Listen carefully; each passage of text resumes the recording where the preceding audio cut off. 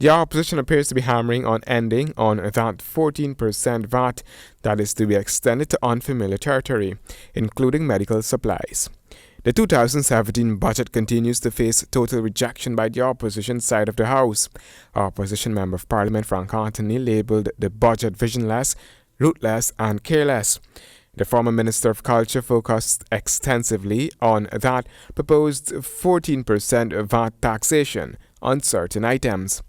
Mr. Speaker, one of the most grievous issues in this budget is the 14% VAT on medicines and medical services. What does this mean?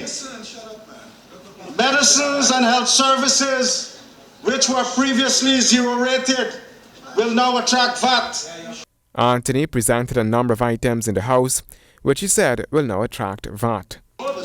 If you get diarrhea, Mr. Speaker, and you gotta get Imodium, 14% more VAT on it. If you go and you got high blood pressure, Mr. Speaker, and you need a Atenolol, 14% VAT more on this. Not only that, if you want to do a pregnancy test, 14% more VAT. Mr. Speaker, if you want to have safe sex, 14% more VAT on the condom. In his continued anti-budget arguments with the taxing of a range of medical supplies and services, Anthony described the government's move as callous. If you got to get the spectacles, Mr. Speaker, 14% VAT. Not only that, Mr. Speaker, if you go to the dentist and you go privately to a dentist, 14% VAT on that.